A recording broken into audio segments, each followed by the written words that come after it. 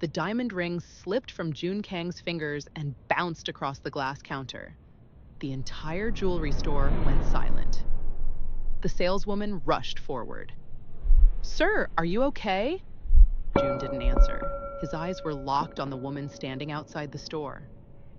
Rebecca, after 10 years, 10 long years, and she wasn't alone. A little boy stood beside her, holding her hand as they waited at a crosswalk. The child couldn't have been older than 9. Joon's heart stopped. The boy had his eyes, the same sharp jawline, the same way of standing with one shoulder slightly lower than the other. It was like looking at a smaller version of himself. "Sir?" the saleswoman asked again. Joon blinked. By the time he rushed outside, Rebecca was already gone. Only the crowd remained, and the picture of that boy was burned into his mind.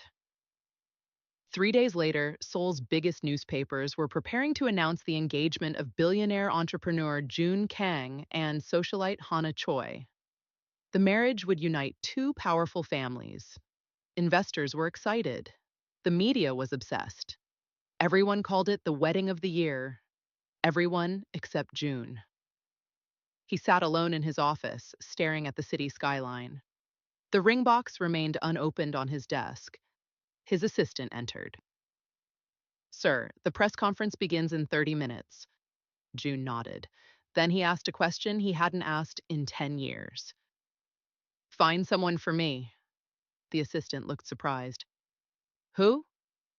"Rebecca." The room became silent. Everyone close to Joon knew that name. Rebecca was the woman he had loved before becoming one of Asia's most powerful billionaires. The woman who had disappeared without explanation. The woman who broke his heart. Or at least that's what he had believed. "Sir, are you certain?" "Find her. Immediately." The assistant left. Joon leaned back in his chair. For years, he had convinced himself that Rebecca abandoned him, that she chose another life, that she stopped loving him. But seeing that child had shattered everything, because that boy looked too much like him. Far too much. His phone rang. It was his fiancée. "Joon!" Hana sounded excited. "Have you seen the wedding venue photos?" "Not yet." "You don't sound happy." "I'm just busy." "You've been busy for weeks." "I'm preparing for the merger." There was a pause. Then Hana laughed softly. "After next month, all of that changes. We'll finally be married." Joon forced a smile. "Yes." But something felt wrong. For the first time, he couldn't picture the wedding. He couldn't picture the future everyone expected him to have. All he could see was Rebecca and that child. Hours later, the engagement announcement took place. Reporters filled the ballroom. Camera flashes exploded everywhere. Joon stood beside Hana. The families smiled, investors applauded. Questions came from every direction. "Mr. Kang, how does it feel to be getting married?" "What are your plans after the wedding?"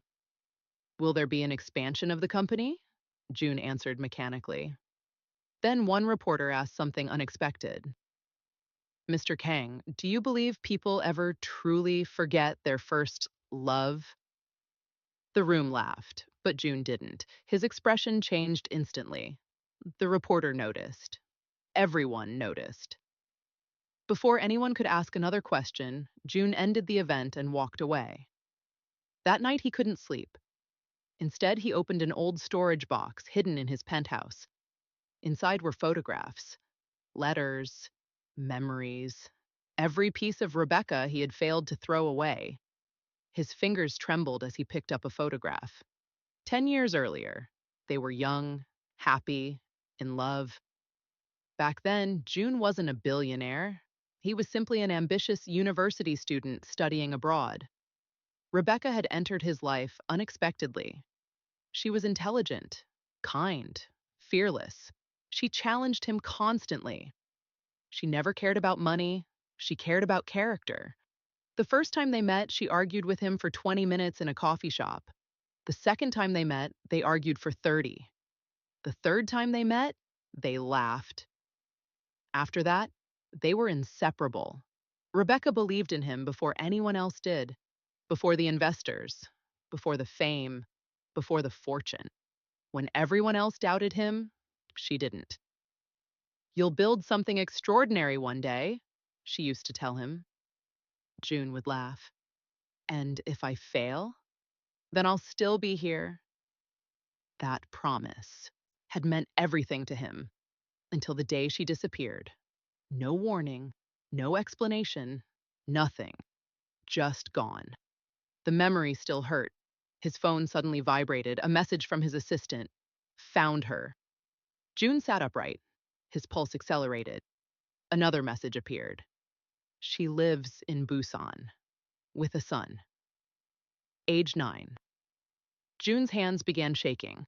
A third message arrived. We have photographs. June opened them immediately. The first image showed Rebecca leaving a bookstore. The second showed her laughing. The third showed her standing beside the boy. June froze. The resemblance was undeniable. No explanation could erase it. No coincidence could justify it. His breathing became heavy. Then another message arrived. There is more. We discovered something about her disappearance, June immediately called. What did you find? The assistant hesitated. Sir, according to several records, say it. It appears Rebecca did not leave voluntarily. June stood. What? There may have been interference. What kind of interference? The assistant swallowed. The records connect back to your family. Silence. Cold silence. June felt his blood run cold. My family? Yes, sir. The assistant's voice lowered. We believe someone paid Rebecca to disappear.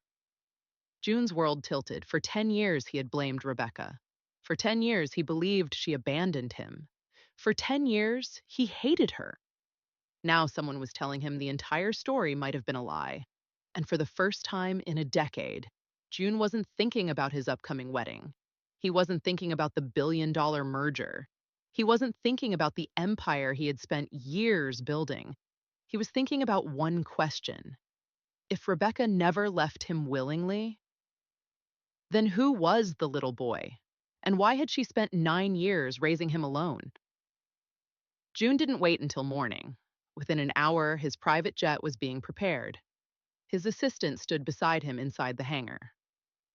Sir, should we inform your family? No. What about Miss Hana? No. Investors are expecting you tomorrow. I said no. The assistant nodded immediately. For the first time in years, June wasn't acting like a billionaire calculating business risks. He was acting like a man chasing answers. The flight to Busan felt longer than any journey he had ever taken. His mind kept replaying the photographs. Rebecca, the boy, the resemblance, and the claim that his own family had something to do with her disappearance. Nothing made sense. Nothing except one thing. He needed to hear the truth from Rebecca herself. By sunrise, June's vehicle stopped across from a modest bookstore. The assistant handed him a file. She owns it. June looked up. A small sign hung above the entrance. Nothing fancy, nothing luxurious, nothing resembling the life she could have had if she had remained with him. The realization hit him harder than expected. Rebecca hadn't traded him for a richer life. She wasn't living in some mansion. She wasn't vacationing around the world. She had simply built a quiet life without him. June sat inside the vehicle for almost 20 minutes. His confidence disappeared. How was he supposed to approach her after 10 years? What words could possibly explain a decade of silence? The bookstore door opened. Rebecca stepped outside carrying a box. June's breath caught instantly. She looked older, wiser, stronger. Life had clearly tested her. Yet she remained the same woman he remembered. Before he could stop himself, he got out of the vehicle. Rebecca turned. The box slipped slightly from her hands. Both of them froze. 10 years. 10 years of unanswered questions. 10 years of pain. 10 years of believing different versions of the same lie. Neither spoke. Finally, Rebecca broke the silence. June! Hearing his name from her lips again felt unreal. Rebecca. She stared at him carefully. What are you doing here? I came for answers. Her expression changed immediately. The warmth vanished. You should leave. No. You have a wedding to plan. You know about that? The entire country knows about it. June stepped closer. I saw the boy. Rebecca's face hardened. The conversation she had feared for years had finally arrived. June! I need the truth. Her eyes filled with emotion. Some truths come too late. Not this one. A small voice suddenly interrupted them. Mom? June turned. The boy stood near the entrance, holding a comic book, looking confused. And once again, June felt the world stop spinning. The resemblance was overwhelming. The boy looked directly at him. Who is he? Rebecca couldn't answer. June couldn't answer either. The silence stretched. Finally, Rebecca forced a smile. Go inside, Ethan. The boy nodded, but not before giving June one last curious look. Then he disappeared back into the store. June felt his chest tighten. Ethan. Even the name hurt. 9 years of birthdays, 9 years of scraped knees, 9 years of bedtime stories, 9 years of memories, all missed, gone forever. He's mine, isn't he? June asked quietly. Rebecca closed her eyes. A single tear escaped, and that was answer enough. June looked away. His legs suddenly felt weak. All the success, all the money, all the power. None of it prepared him for this moment. I have a son, Rebecca nodded. You have a son. The words hit like a train. June laughed bitterly. Then he wiped his eyes. You should have told me. Rebecca looked at him in disbelief. Told you? Yes? You think I didn't try? June froze. What? Rebecca stared at him. The pain she had buried for 10 years finally surfaced. You never got my letters? What letters?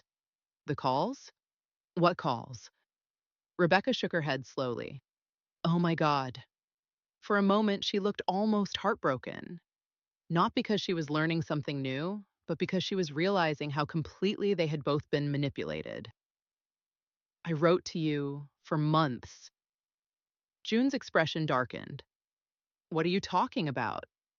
I told you I was pregnant. No. Yes. I never received anything. Rebecca looked away. I knew it. Knew what? She laughed bitterly. That they got to you first. June already knew who she meant. His family. Specifically one person. His mother. Rebecca continued. Your mother came to see me. The words landed like a hammer. June's fists clenched. What did she do? Rebecca took a deep breath. She offered me money. June closed his eyes. Of course she had. How much? It doesn't matter. Tell me. $1 million. June's jaw tightened. Rebecca continued. She told me I was ruining your future. Silence. She said investors would never accept me. Silence. She said your family would destroy me. June felt sick. Rebecca looked directly at him. And then she threatened my child. His eyes widened. What? She knew I was pregnant. June's breathing stopped. She said if I stayed, she couldn't guarantee our safety. The words echoed inside his head. For years, he had admired his mother, respected her, trusted her. Now everything felt poisoned. Rebecca wiped away tears. I didn't leave because I stopped loving you. June couldn't speak. I left because I thought I was protecting our son. The pain in her voice shattered him. 10 years, 10 years stolen, not by distance, not by fate, by deliberate cruelty. June looked down. For the first time in years, he felt completely defeated. I hated you. Rebecca smiled sadly. I know. I blamed you. I know. I thought you abandoned me. I know. The worst part wasn't that she was angry. The worst part was that she understood. as if she had spent 10 years expecting it. Then the bookstore door opened again. Ethan stepped outside, this time carrying 2 cups of juice. He walked directly toward them. Mom! Rebecca quickly wiped her eyes. Yes? The boy handed her a cup, then unexpectedly handed the other cup to June. Here. June blinked. For me? You looked thirsty. Rebecca nearly laughed through her tears. That was exactly something June would have done as a child. The same instinct, the same kindness, the same heart. June accepted the drink. Thank you. Ethan smiled. No problem. Then he looked at him carefully. Have we met before? June felt emotion rise inside him. No. That's weird. Why? You look familiar. June swallowed hard. Rebecca looked away. And in that moment, nobody realized another pair of eyes was watching from a distance. A photographer hidden across the street lowered his camera. The pictures were perfect. The billionaire, the ex-lover, the secret child. Within hours, those images would start a scandal capable of destroying careers, relationships, and perhaps even June's upcoming wedding. And neither June nor Rebecca had any idea the storm had already begun. By the time June returned to Seoul, his phone was already exploding. Missed calls, breaking news alerts, messages from board members, but one notification made his blood run cold. A headline. Korean billionaire secretly visiting ex-lover and child in Busan. Below it were images, clear, sharp, undeniable. June standing in front of Rebecca, Ethan offering him juice, Rebecca crying. The entire scene exposed. Within minutes, the story spread across every major network. His assistant rushed toward him as soon as he stepped out of the jet. Sir, it's everywhere. June didn't respond. He already knew. He could feel the shift in the atmosphere, like the world had tilted slightly off balance. Another message arrived. From Hana. We need to talk. Now. He ignored it. Another message followed. From his mother. Come home immediately. That one made him stop walking. For a moment, he simply stood still. Then he got into the car. Silence filled the ride to the family estate. When June arrived, the atmosphere was different. No warmth, no welcome, only tension. His mother was waiting in the living room. Perfect posture, calm face, cold eyes. You've embarrassed this family, she said immediately. June didn't sit. Did you do it? She didn't pretend. Do what? Rebecca. A pause, then she exhaled slowly. So you finally found her. June's jaw tightened. You lied to me. His mother stood. I protected you. You destroyed my life. I saved your future. June stepped closer. You threatened the mother of my child. Her expression didn't change. That child should never have existed. Silence. Something inside June snapped. You don't get to decide that. I do when it concerns this family. June laughed bitterly. This family lost me the moment you paid her to disappear. For the first time, something flickered in her eyes. Not guilt, control slipping. She was never suitable. She was everything you weren't. His mother's voice sharpened. Enough. But June wasn't done. You erased 10 years of my life. I gave you power. You gave me lies. The room went quiet again. Then she said something colder than everything before. If you continue this, you will lose everything. June looked directly at her. Then I'll lose it. That answer shocked her. For the first time, she had no immediate response. Before she could recover, his phone rang again. Hana. He answered. Her voice was shaking. Is it true? June closed his eyes. Yes. Silence on the other end. Then anger. So I was just a replacement? No. A distraction? Hana, you have a child, June. I didn't know. Do you think that changes anything? It changes everything. Her voice broke slightly. I saw the pictures. I know. Is he really yours? Yes.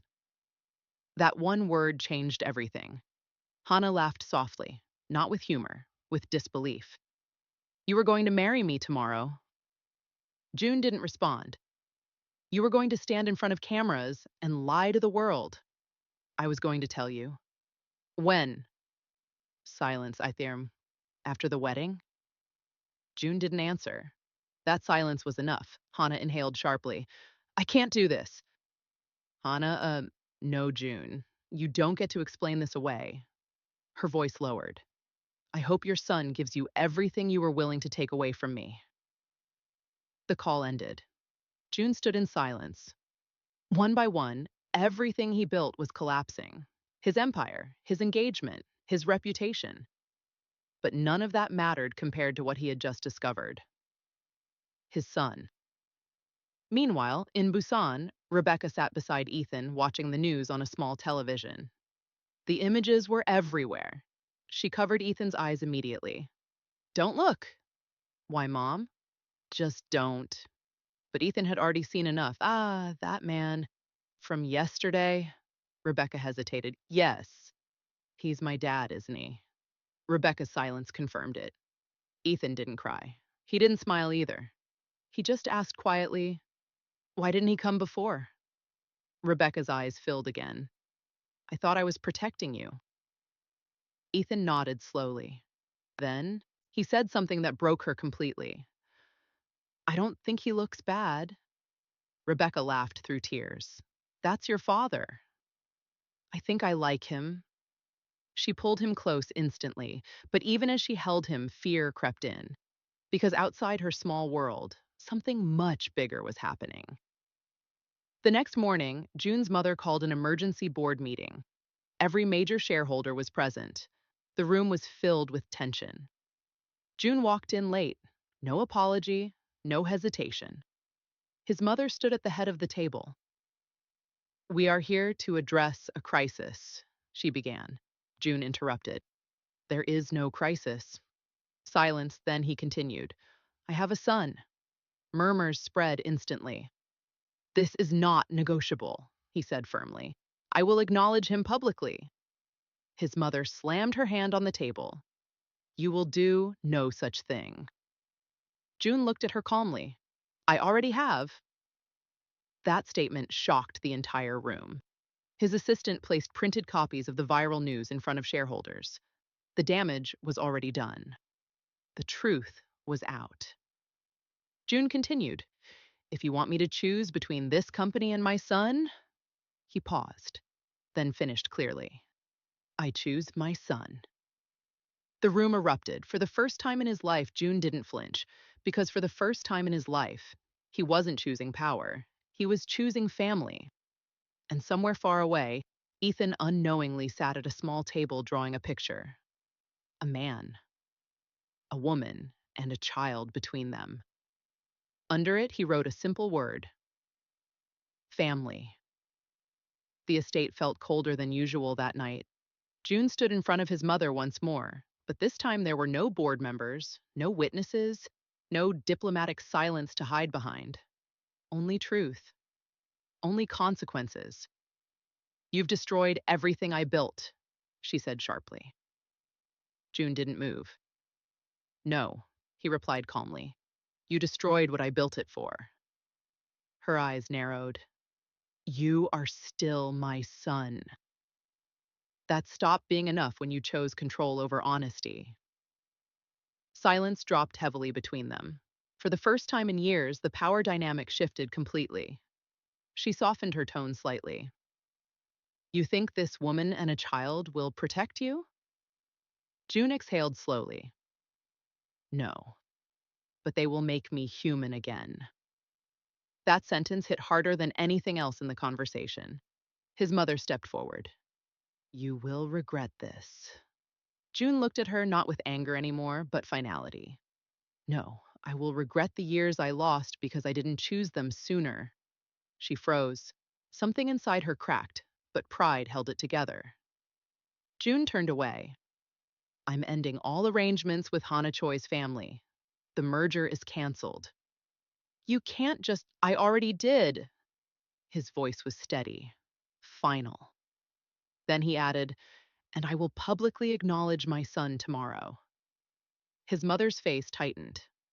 If you do this, you are no longer heir to this family. June paused. For a brief moment, the weight of that legacy pressed against him. Everything he had been raised for, everything he had been trained to inherit. Then he said quietly, then I won't be. And he walked out. No hesitation, no regret in his steps, only clarity. In Busan, Rebecca was packing small things into a box when a knock came at the door. She froze. Ethan looked up from the floor. Mom? She moved slowly toward the door. When she opened it, she expected reporters. Instead, she saw him. Joon. He looked different. Not dressed like a billionaire, not surrounded by security, just a man who had lost and found himself at the same time. Rebecca didn't speak at first. Neither did he. Ethan walked closer behind her. Is that him? The boy asked quietly. June's breath caught. Rebecca finally said, yes. Ethan studied him carefully. You look tired. A faint broken smile appeared on June's face. I've had a long week. Ethan nodded like that made perfect sense. Rebecca crossed her arms, still guarded. What are you doing here, June? I ended it. She didn't need to ask what it meant. She already knew. The wedding? She asked. Yes. Silence followed. And your family? I walked away. Rebecca's eyes searched his face, trying to find a lie, but there wasn't one. Why? She whispered. June looked at Ethan first, then at her. Because I finally understood what I lost wasn't just you. He stepped closer. It was him. Ethan tilted his head. Me? June nodded slowly. I missed every first step, every birthday, every moment I was supposed to be there. Ethan looked at Rebecca. Mom, is he sad? Rebecca swallowed hard. Yes. Ethan thought about that for a moment. Then he walked toward June. June knelt instinctively, like his body knew what to do before his mind caught up. Ethan looked at him closely. Are you going to stay this time? June's voice broke slightly. If you'll let me. Ethan nodded. Okay. It was that simple. No conditions, no demands, just acceptance. June exhaled shakily, like something inside him finally released after years of tension. Rebecca turned away, wiping her face quickly, refusing to let herself break completely. You can't just appear and fix everything, she said softly. June stood slowly. I know. And I don't expect forgiveness overnight. Silence. I just want time, he added, with both of you. Ethan tugged lightly on Rebecca's sleeve. Mom, I think he's serious. Rebecca looked at her son, then at June, and something in her finally softened. Not fully, but enough to breathe. You have a lot to fix, she said quietly. I know. And people will come after us for this. I know that too. And your life won't be what it was. June nodded. I don't want what it was. That answer lingered. Rebecca studied him for a long moment, then stepped aside slightly. Not forgiveness, not acceptance, but permission to stay in the moment. That was enough for now. Weeks passed. The headlines slowly shifted from scandal to curiosity, then to silence. June officially stepped down from his empire, transferring control to the board under strict conditions that secured Ethan's future financially. His mother refused to speak to him again. Hana never returned his calls, but none of it mattered anymore. Because every morning, June woke up in a small apartment in Busan. Not a penthouse, not a mansion, just a place where he could hear laughter from the next room. Ethan had started calling him Dad without hesitation now, Rebecca still kept some distance, but the walls between them were no longer made of pain alone. They were made of history and healing. One afternoon, Ethan ran into the room holding a school drawing. I made this, he said proudly. June looked at it. A simple picture, a man, a woman, and a child holding hands. Is that us? June asked softly. Ethan nodded. Yeah, family. June looked at Rebecca. She didn't speak, but she didn't turn away either. That was progress. June smiled slightly. For the first time in years, it reached his eyes. Months later, as the sun set over Busan, the three of them walked along the shoreline. No cameras, no reporters, no noise from the world they left behind. Just waves, just footsteps, just presence. Ethan ran ahead laughing. Rebecca watched him carefully. June walked beside her. After a long silence, he said, I don't deserve this. Rebecca didn't look at him. Maybe not. Then she added softly, but he deserves a father who shows up. June nodded. I'll show up. And for the first time, she believed he might actually mean it. Not because he was powerful, not because he was wealthy, but because he had finally lost everything that wasn't real enough to matter and found what was. If you enjoyed this story, don't forget to like, comment what you would have done in June's place, and subscribe for more emotional billionaire stories like this one.